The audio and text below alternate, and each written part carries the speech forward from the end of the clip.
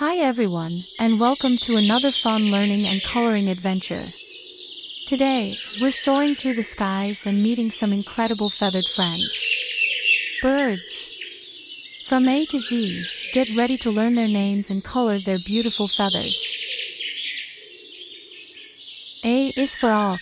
A is for auk. Our first bird is the auk.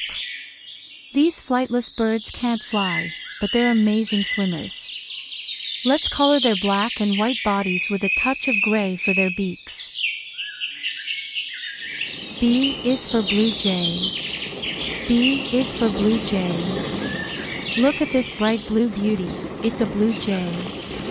They have a loud cry that sounds like jay, jay. Can you use your blue crayons to color their feathers?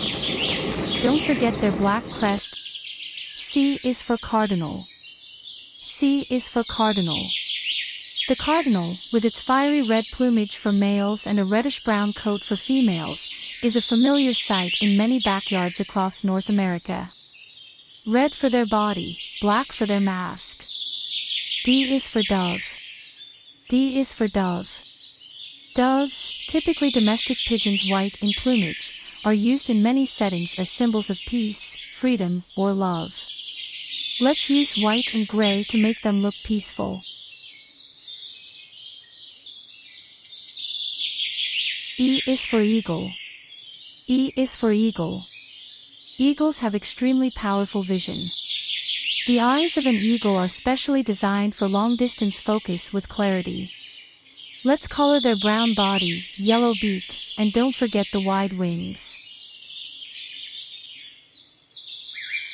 F is for finch.